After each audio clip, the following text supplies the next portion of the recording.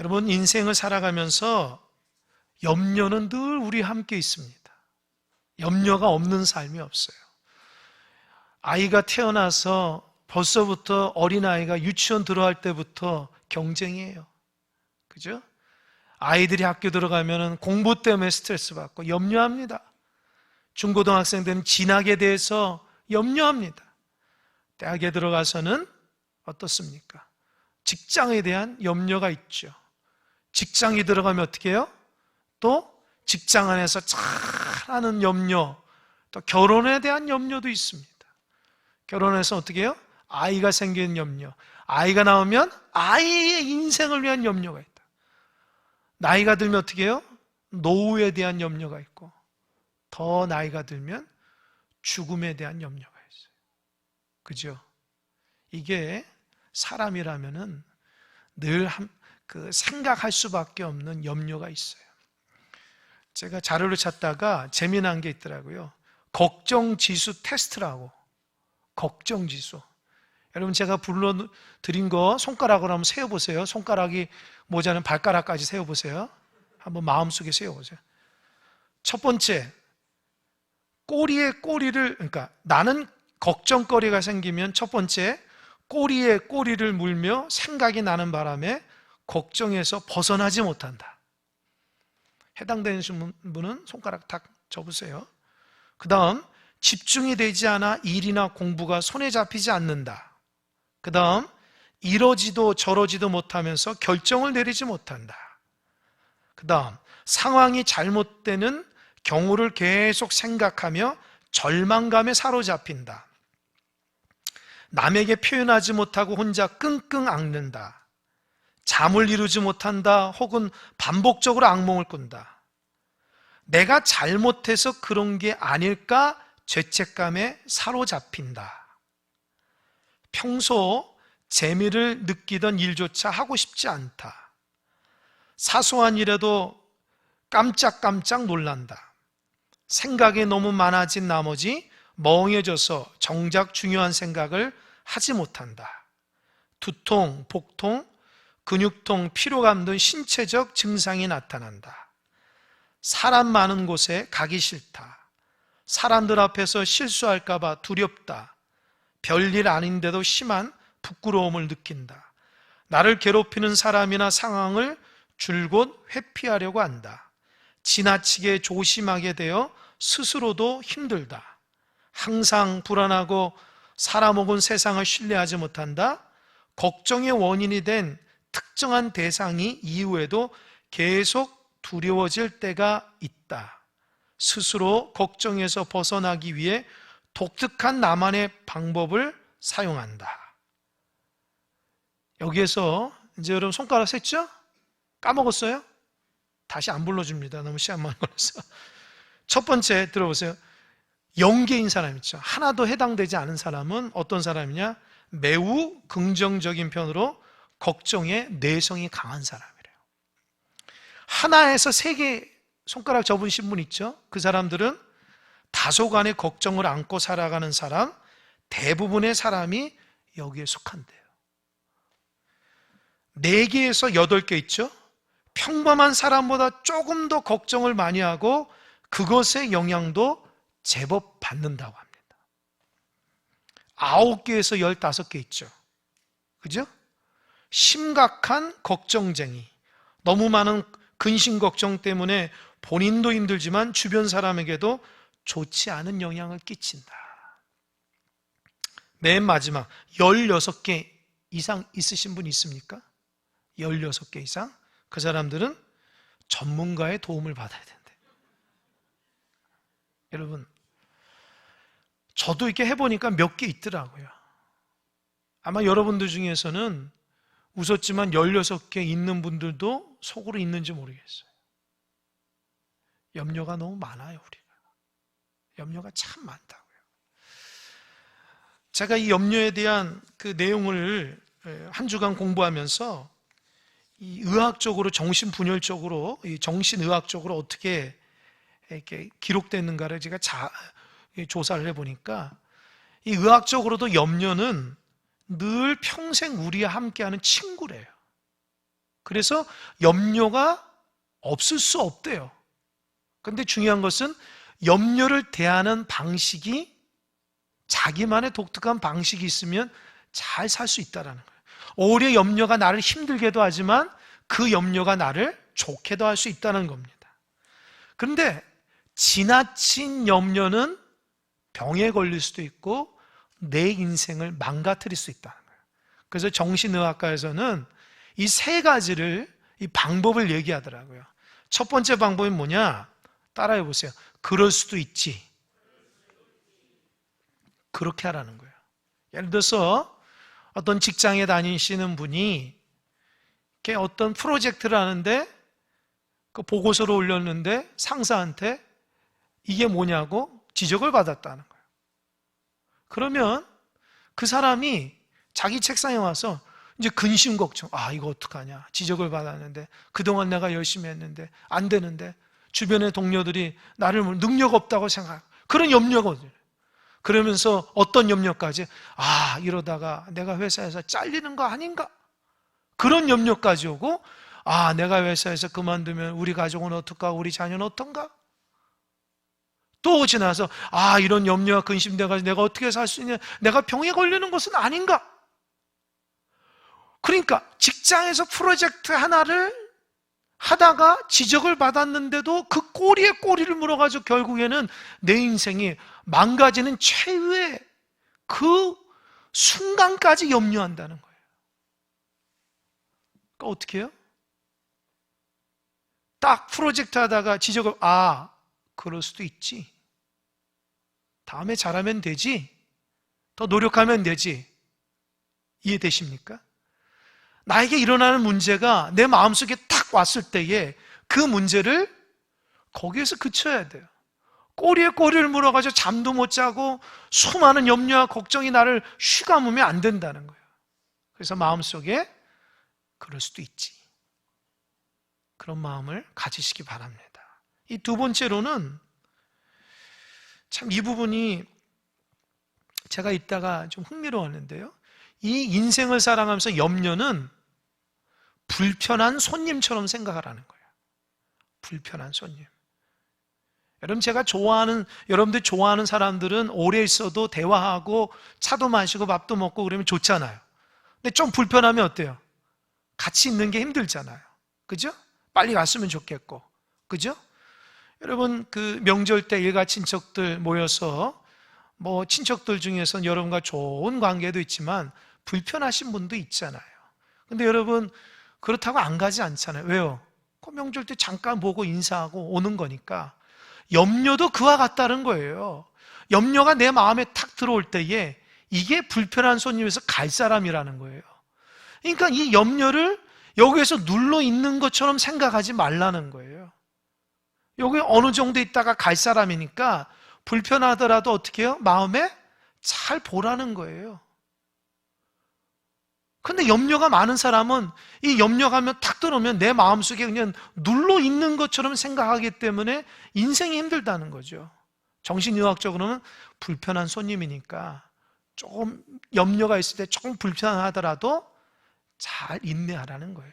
이해되시죠? 세 번째로는 정신의학에서 말하고 있는 염려를 해결하는 방법 중에 하나가 메타인지라고 하는, 그게 뭐냐면 내가 지금 염려하는 것을 내가 객관적으로 한번 나를 보는 거예요. 그러니까 염려만 집중하는 것이 아니라 내가 지금 객관적으로 이렇게 옆에 딱 와서 내가 지금 이 염려를 대하는 태도가 올바른지 올바르지 않은 보라는 거예요. 그러니까 메타인지라는 거라고요. 그러니까 그런 거죠. 누가 염려한 사람들은 옆 사람이 보면 아무것도 아닌데 지나치게 염려한 사람도 있거든요. 그래서 그러지 말아라, 이거 잘 해결될 것이고 잘 될 수 있을 것이다 얘기해도 어떻게 잘 이해가 못하고 때로는 그 말을 듣고 용기를 얻어서 염려하지 않을 수가 있는데, 그러니까 그 문제가 자기의 문제 있을 때에는 이게 다른 것이 안 보인다는 거예요. 그러니까 객관적으로 나를 좀 보라는 거예요. 그 문제가 뭐고 내가 지금 이 문제에 어떻게 접근하고 있는지. 그래서 때로는 객관적으로 나를 바라보면서 그 문제를 좀 바라볼 때에 문제가 더 쉽게 해결될 수 있다는 거예요. 이해하셨죠?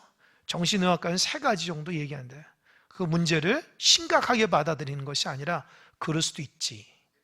또 그 염려가 없을 수 없기 때문에 불편한 손님처럼 대하고 곧 지나갈 사람이라는 생각을 가지고 문제를 대하라는 거예요.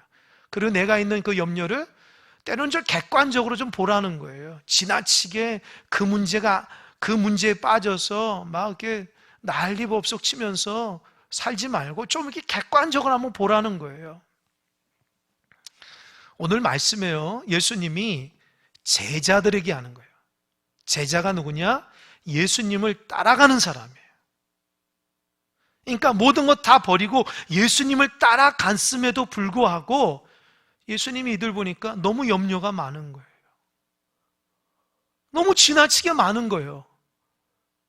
아니, 하나님을 택해서 살아가는데 하나님을 믿음으로 살아가는 세상 사람이 아닌데도 불구하고 너무 염려가 많은 거예요. 그래서 주님이 2가지를 얘기합니다. 첫 번째로는 야, 염려하지 말라. 2번째로는 구하라. 이 2가지를 얘기해요. 오늘 말씀은 이 2가지예요. 그럼 오늘 본문에서 주님이 제자들이 뭘 염려하고 있을까요? 성경을 보니까 목숨을 위하여 무엇을 먹을까? 이 먹는 것에 대한 염려가 많다는 거예요. 2번째로는 몸을 위하여 무엇을 입을까?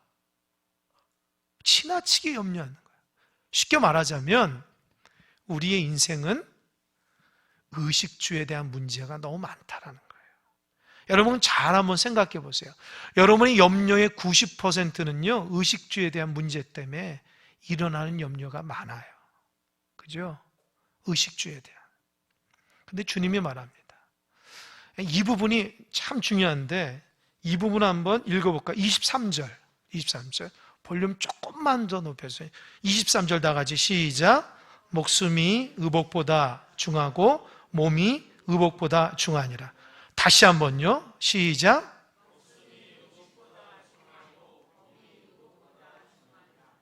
목숨이 의복보다 중하고 몸이 음식보다, 누가 거꾸로 하신 분 있어요? 목숨이 음식보다 중하고 몸이 의복보다 중하다. 여러분 잘 들어보세요. 저 좀 보세요. 제가 이 말씀을 읽는데 참 감동을 받아요. 알고 있는데 한 주간 묵상하는데 은혜가 되는 거예요.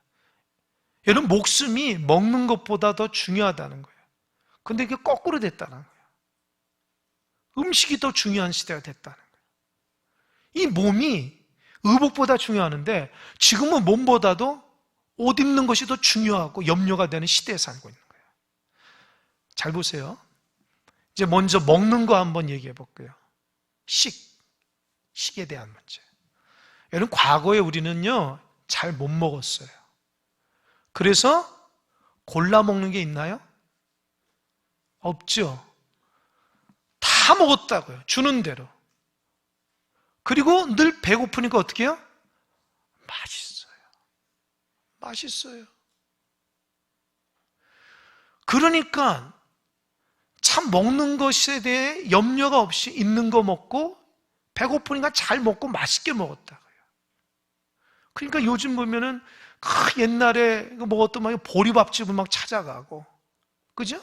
옛날에 막 나물집을 찾아가고, 그죠? 그러잖아요. 옛날에 기억이 좋다는 거죠. 근데 지금은 어떻게 해요? 지금은 소위 웰빙 시대가 돼가지고 골라 먹어야 된다, 몸에 좋은 거 먹어야 된다 라고 해서 사람들이 이 먹는 것에 대한 관심과 염려가 많아요. 근데 놀랍게도요 과거보다 병든 자가 많다라는 거예요. 왜요? 지나쳤기 때문이에요. 너무 지나쳤기 때문이에요. 과거에는 주는 대로 잘 먹고 소화도 잘 됐는데 지금은 골라 먹었는데 너무 지나치게 먹으니까 몸에 무리가 오는 거예요. 또 옛날만큼 그냥 맛있는, 옛날보다도 훨씬 맛있는데도 불구하고 조절이 안 돼요. 또 뭐랄까요? 이게 너무 지나치고 맛도 없어졌어요. 제가 요즘에 어느 글을 읽다가 이게 마음에 감동을 받은 게 있어요. 성경을 읽다가 어느 책을 읽는데 현대인에게 있어서 몸의 기능 중에 이렇게 잘 활용되지 않는 기능이 있다는, 그게 뭐냐면 배고픔이라는 거예요. 여러분 좀 배고파서 배에서 꼬르륵 소리 들어본 적 있습니까? 있어요? 거의 없다고요. 저도 마찬가지예요. 꼬르륵 들어본 적이 제가 언제 있냐. 그래서 제가 그 소리를 듣고 꼬르륵 소리 들으려고 지금 노력하고 있어요. 여러분, 배에서 꼬르륵 소리가 나는 것은 배고프다는 배꼽식이 아닙니까? 그런데 하나님이 몸을 만들었을 때에 배고픔을 인지하게 만들어서 이 배고팠을 때의 몸이 원활하게 돌아가도록 만들었는데, 지금은 배고픔을 잃어버려가지고 지나치게 먹으니까 그 기능이 약해져서 몸에 무리가 와서 병이 생긴다는 거예요. 그래서 오래 살고 싶으면 소식하고, 오래 살고 싶으면 때로는 단식하면서 하나님이 우리를 만든 그 몸의 기능들이 원래 상태로 되돌려야 된다는 거예요. 지나치게 좋은 거를 먹고 배고픔도 잃어버려서 자꾸 먹기 시작하면, 그래서 염려함으로 먹기 시작하면 몸에 점점 비대해지고 몸의 기능들이 약해져서 거기에서 질병이 온다는 거예요. 제가 그 글을 읽는데 나한테 얘기하는 것 같더라고요. 하나님이, 야, 너 작작 처먹어, 이렇게 얘기하는 것 같아요. 너 그때 배고플지도 모르고 그렇게 처먹기만 하냐. 저한테 얘기하는 거예요. 여러분 얘기하는 거 아닙니다. 그러니까 제가 보면서 야, 조절해야 되는, 그래서 제가 조금 조절을 하고 있어요. 근데 정말 몸이 좀 가벼워졌어요. 제가 이 말씀을 읽으면서 맞아요. 목숨을 위해서 무엇을 먹을까 너무 지나친 염려 가운데 살아가요. 여러분, 주님을 따라다니면서 주님이 다 해결해 주실 것이고 하나님께서 다 역사해 주심에도 불구하고 너무 지나치게 앞장서서 염려한다는 거예요.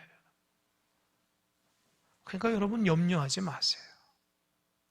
너무 지나치게 먹는 거 염려해서 그런 사람들이 오히려 염려 통해서 몸이 안 좋아져요. 늘 감사하고 기뻐해야 된다. 두 번째, 입는 거. 보세요. 과거에는 옷이 별로 없었어요. 그죠? 그래서 형님, 누나, 언니, 동생 거 물려받잖아요. 그죠? 그것도 감사하죠. 뭐 신발도 마찬가지로 막 그러죠. 그래서 항상 교복처럼 입고 다녔어요. 그죠? 여러분 아침 일어나면 어떻게, 학교 갈 때 어떻게 해요? 늘 입고 다니는 거 입었잖아요. 근데 지금은 어떻게 해요? 패션, 불란서로 빠숑이라는 뭐 하여튼 너무 패션이 너무 발달하다 보니까 입고 다니는 게 굉장히 중요한 시대가 됐습니다. 그죠? 그러다 보니까 여러분, 옷이 많아지고 뭐 신발이 많아지고 거치는 게 많아지면 행복할 것 같은데 아니에요. 증거로 대볼까요? 여러분, 오늘 교회 오시면서 옷장을 열어보면 뭐라 생각해요? 야, 왜 이렇게 입고 갈 옷이 없지? 그렇게 옷이 많은데. 우리 남자 성도는 좀 그렇지만 여자 성도들 잘 들어보세요. 옷이 그렇게 많고, 치마도 그렇게, 원피스도 이렇게 많고, 뭐 자켓도 많고, 뭐 이렇게 수없이 많은데 교회 갈 것 같으면 옷이 없는 거예요. 누구를 만나려면 옷이 없는 거예요. 염려가 되는 거예요. 신발장도 있으면 신발이 이렇게 많은데도 뭐 어디 나갈 것 같으면 신발이 없어요. 그냥 맨발로 가려고 하고 막. 그러니까 어떻게 해요? 또 사고 또 사고. 제가 말하면서도 제가 부끄럽네요. 그죠? 우리가 그런 시대에 산다고요. 그러니까 옷이 없거나 변변치 않은 세대에는 걱정할 게 없었어요. 그냥 깔끔하게 입고 다녔는데 지금은 옷이 넘쳐나서 집에 옷이 얼마나 많은지 몰라요. 다 갖다 버려도 어딘가에 숨어 있어, 옷이 또. 우리 집 얘기하는 것도 맞습니다. 응? 그러니까 옷이 많거나 뭐 이런 게 거치는 거 많고 있으면은 우리 마음이 행복하고 기쁨이 아니, 오히려 너무 많음으로 인해서 걱정이 더 밀려오는 거예요. 주객이 전도됐어요. 그러니까 여러분 어떻게 해요? 진짜 행복하게 입고 다니려면요, 다 버리세요. 그리고 한두 벌만 가지고 있으면 행복하다 그래요. 버릴 때 저한테 주세요. 제가 갖다 버릴 테니까. 그렇다는 거예요. 세대가 그렇게 됐다는 거죠. 집에 대한 문제 한번 볼까요? 옛날에는 집이 다 작았잖아요. 그래서 막 한 방에 막 여러 식구들이 살고, 또 옛날에는 자녀가 왜 이렇게 많은지 몰라겠어요. 그 부모님한테 물어봐야 되겠죠. 자녀가 많지 한 방에 그냥 막, 그러니까 막 잘 데가 없으니까 좁으니까 어떻게 해요? 옆으로 모로 들어놓고. 그래도 어떻게 해요? 잘 잤다고요. 그냥 잠만 다 일어나면 그냥 상쾌하게 나갔다고요. 근데 지금 어때요? 집이 넓은데도 잠을 깊이 못 자요. 뭐 침대가 좋고 뭐 다 좋다도 잠이 깊이 안 와. 또 지금은 집이 너무 비싼 시대라서 참 이렇게 힘든 시대에 살고 있는데, 막 노력하고 애써서 절약해서 집을 다 구하면은 얼마나 행복할까요? 며칠 못 가요. 거기 살면 또 염려가, 왜요? 더 좋은 집, 더 넓은 집 살아요. 그러니까 넓은 집에 살고 있으면서도 염려하며 살아가는 거예요. 옛날은 그게 어디 있습니까? 염려가 없죠.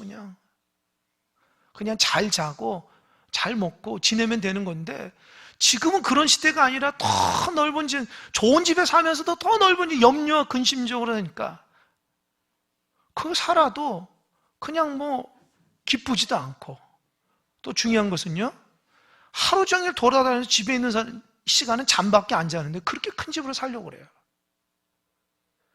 그러니까 지금 주님이 말씀하신 것처럼 목숨이 음식보다 중요하고 몸이 의복보다 중요한데, 그 말씀이 저에겐 진짜 진리로 다가와요.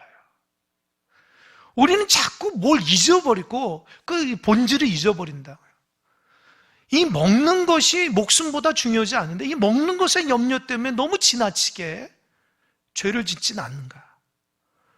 이 몸이 더 중요한데 의복에 대한 탐심과 욕심 때문에 우리 인생을 망가뜨리는 게 아닌가. 우리가 편안하게 사는 집이 있으면 되는데 지나치게 욕심으로 인해서 넓은 집에 살면서도 염려하고 근심 때문에 나를 해치지는 않는가. 이게 오늘 본문에서 우리에게 주어진 말씀이에요. 염려하지 마시기 바랍니다. 성경에 보니까 염려는 이방인들이 한다는 거예요. 하나님의 백성은 염려하지 않는다. 왜요? 하나님의 백성이 부족한 걸 다 아신다라는 거예요. 그러니까 염려하며 살아가는 사람들은 하나님이 내 문제를 모르는 것처럼 생각하기 때문에, 달리 얘기하면 믿음이 부족하기 때문에 자꾸 염려하는 거예요. 여러분, 염려의 96%는요, 정신의학적으로 얘기하면 쓸데없는 염려라는 거예요. 일어나지도 않을 염려를 자꾸 생각한다는 거예요. 우리가 하나님을 믿고 순종하며 살아가는데 하나님 앞에 다 맡기면 되지 왜 염려하십니까? 일어나지도 않은 것들은 두려움을 갖고 살고 지나친 염려함으로 왜 마지막 우리가 온전치 못한 생각을 가지고 그렇게 내 인생을 괴롭히면서 사냐는 거예요. 여러분, 세상은요, 기쁨과 감사하며 사랑해도 모자랄 판인데 왜 염려하고 근심하고 걱정하고 시기하고 질투하고 미워하며 사냐는 거예요. 왜 지나친 욕심으로 여러분 자신을 왜 병들게 만드는 거냐고요. 하나님이 많은 축복 주셨으면 감사하며 살아야 되는데 누릴지도 못하고 왜 욕심 부리면서 그렇게 자기 자신을 해치면서 살아가냐고요. 오늘 주님이 그 얘기 하시는 거예요.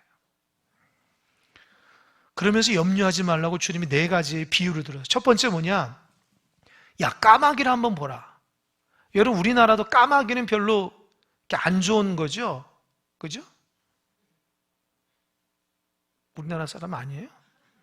까치는 좋은데 까마귀는 별로 안 좋잖아요. 그 유대인도 까마귀를 별로 안 줘. 부정적인 그런 새라는 거예요. 근데 오늘 본문에 보니까 주님은, 야, 까마귀가 뭘 뿌리고 뭘 심었냐? 창고가 있고 무슨 뭐 보물 창고가 있냐? 근데 까마귀 날아다니는 거 봐라. 그 부정적인 저 새도 저렇게 통통하게 날아다니는 거 봐라. 누가 한다는 거예요? 하나님이 먹이신다는 거예요. 너희는 새보다 중요하지 않냐? 아멘?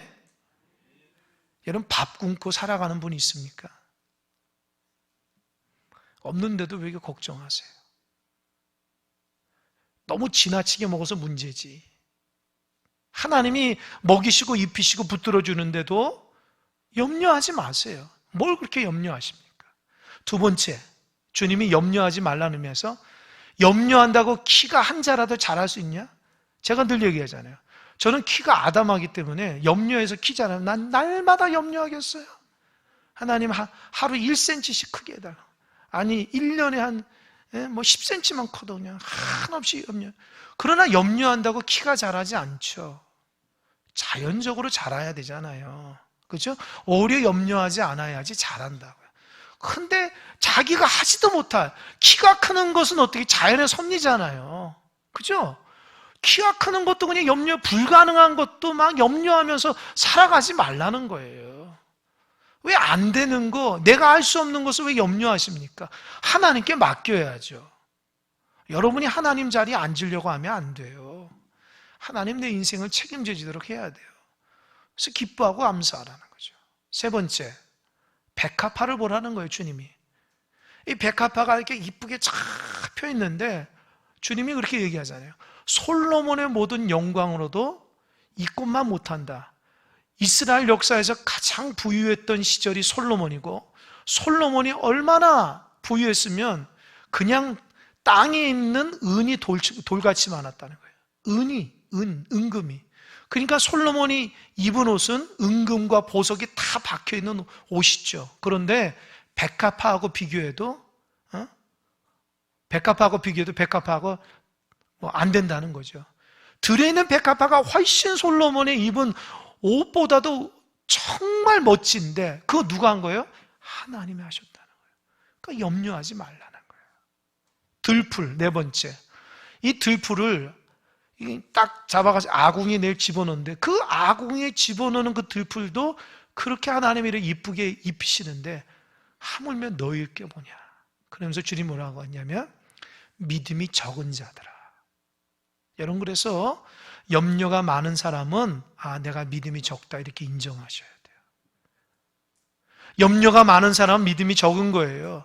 쓸데없는 염려, 그냥 염려를 인생에 그냥 내 친구처럼 이거 없으면 안 되는 것처럼 그렇게 신앙생활하는 사람은 큰 잘못이에요. 오히려 주님 때문에 기쁘고 감사해야지. 그러면 안 되는 거죠. 그래서 주님이 두 번째는 염려하지 말라고 하면서 두 번째는 뭐라 얘기하냐면, 따라해 보세요. 구하라. 두 번째는 구한데 어떻게? 하나님의 나라를 구하라는 거예요.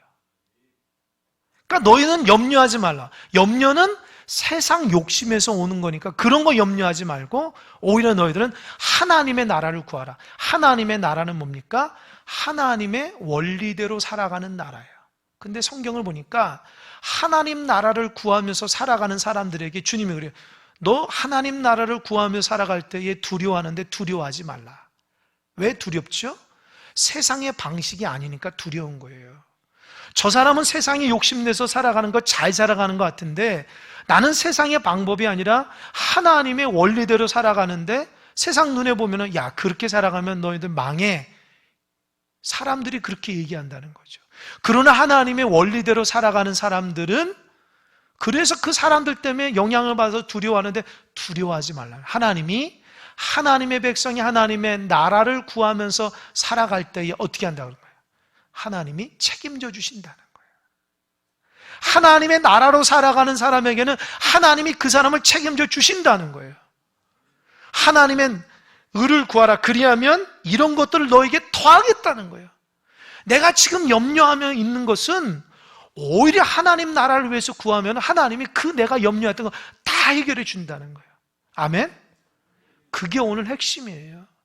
내가 지금 염려하는 거 해결하려면 세상의 욕심이 아니라 하나님의 방법대로 살아가면 다 해결되는 거예요. 그러면 하나님의 방법이 뭘까요? 이게 오늘 키포인트예요. 한번 읽어보겠습니다. 33절입니다. 33절, 34절 다 같이 성경 보고 시작. 너희 소유를 팔아 구제하여 낡아지지 아니하는 배낭을 만들라. 곧 하늘에 둔 바 담이 없는 보물이니 거기에는 도둑도 가까이 할 일이 없고 좀도 먹는 일이 없느니라. 너희 보물이 있는 곳에는 너희 마음도 있으리라. 아멘. 저 좀 보세요. 하나님의 나라, 하나님의 의를 구할 때 어떻게 해요? 그 방법이 뭐예요? 너희 갖고 있는 소유를 팔아서 구제하고 나누고 하나님 앞에 드리고 이웃에게 나누라는 거예요. 이거는 세상의 방법이 아니에요. 그런데 이 세상의 방법이 아닌 이 하나님의 나라를 구하는 사람들의 배낭이 있는데, 이 배낭은 하나님 나라의 의를 구하는 배낭이 있는데, 이 배낭은 이 좀이나 동록이 없는, 이 좀이 뭐예요? 이 벌레가 이렇게 갈가져가지고 이렇게 구멍 빠지는 일이에요. 그래서 그 배낭 안에는 보물이 빠질 일이 없는, 돈이 빠질 일이 없는. 또 이 배낭은 사람들이 거기서 가져가지 않는다는 거예요. 그 말은 뭐예요? 이 배낭은 잘 보존될 뿐만 아니라 풍성한 배낭이라는 거예요. 어떻게 해요? 하나님 나라로 살아가는 사람들. 그러면서 그 얘기 하잖아요. 보물이 있는 곳에 너희 마음이 있다. 그러니까 우리 마음의 보물이 하나님의 의를 구하며 살아가는 사람인가? 아니면 세상에 욕심부려 염려하며 살아가는 배낭인가? 여러분 한번 따져보세요. 여러분, 염려하며 살아가는 사람은요, 하나님 나라 배낭이 아니라 세상의 염려의 배낭으로 탐심으로 살아가는 사람이에요. 근데 그렇게 살아가면 구멍이 잘 난다는 거예요. 내가 그동안 쌓았던 거 싹 빠지는 거예요, 밑으로. 그리고 나도 모르는 사이에 누가 이렇게 다 가져가는 거예요. 그래서 가난하고 고통 가운데 살아가는 거예요. 그러나 하나님의 방식으로 살아가는 사람들은요, 희한하다. 나누고 베풀고 드려지는 삶을 살아가는데 이게 넘치는 거예요. 점점 더 배낭이 커지는 거예요. 하나님이 풍성하게 하시는 거예요. 내가 염려하지 않고 살아갈 수 있게 하는 거예요. 여러분 이해하시겠습니까? 이해하세요? 이해 못하시는 분은 아직도 세상의 탐심으로 살아가는 분이에요. 말씀 하나 더 볼까요? 12장 21절을 보세요. 12장 21절. 12장 20절 다 같이 시작. 자기를 위하여 재물을 쌓아두고 하나님께 대하여 부요하지 못한 자는 이와 같다. 이와 같은 게 뭐예요? 저 좀 보세요. 이 오늘 본문의 앞에 있는 본문은 부자가 탐심 부리며 살아가는 비유에 대해서 그래요. 부자가 농사를 해서 어마어마하게 잘 된 거예요. 그래서 그 농산물을 창고에 딱 하려고 했더니 창고가 모자라요. 그 드려지고 하나님께 드리고 이웃에 베풀어야 되는데 그 창고를 어떻게 하냐면 내일 창고 부셔가지고 크게 젓고 거기에다 그냥 가득 넣고 이제 편안하게 행복하게 잘 살아야지 그렇게 했다는 거예요. 그런데 하나님이 그날 밤에 어리석은 자야, 내가 오늘 내 생명을 가져가겠다. 그러면 그게 누가 거되니? 그 얘기하는 거예요. 이해되시죠? 그러니까 하나님 앞에 염려하고 탐심으로 살아가는 사람은 그게 자기 거가 안 된다는 거예요. 그러나 하나님의 뜻대로 베풀고 드려지고 나누면 하나님의 원리대로 살아가는 사람은 그 창고의 배낭이 점점 커져서 풍성한 삶을 살게 된다는 거예요. 아직도 여러분 이 말을 들으면서 이해를 못하시거나 목사님이 세상을 몰라서 그래요, 이렇게 얘기할 수 있는 분이 있는지 몰라요.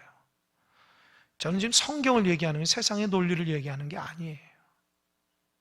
여러분, 세상의 논리는 다른 사람보다 하나 더 많이 갖는 것이 세상의 논리예요. 남보다 더 위에 있는 것이 세상의 논리라고요.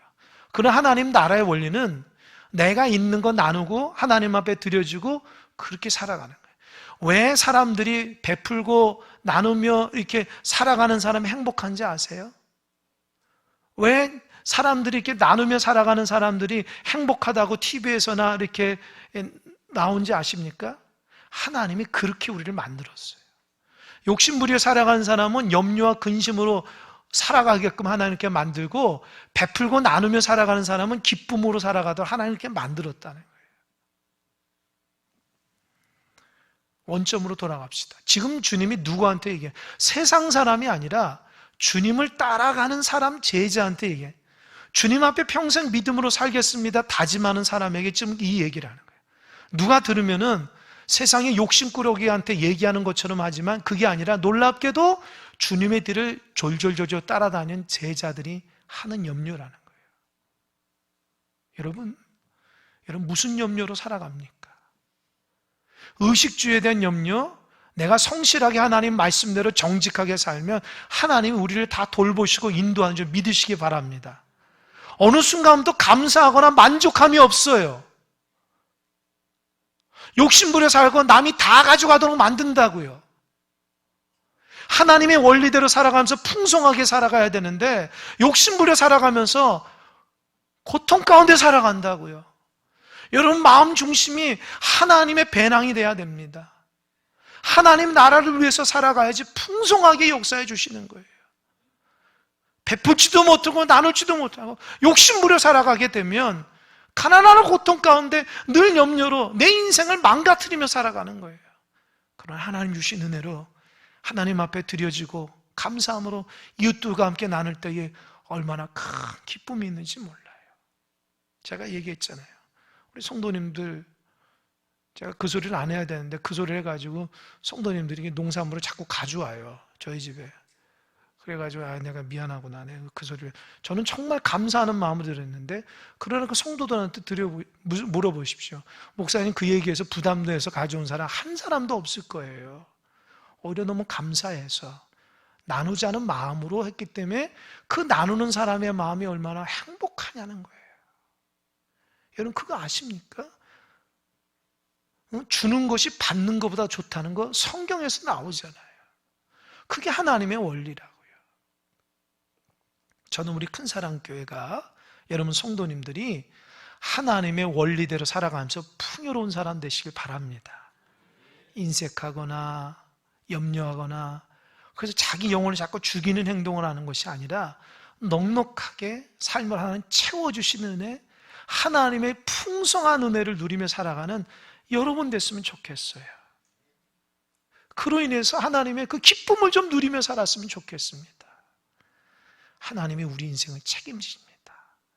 너무 염려하지 마십시오. 하나님 붙들어 주십니다. 하나님의 원리대로 살아감으로 행복한 여러분 인생들 다 되시기 바랍니다. 아멘. 기도하겠습니다.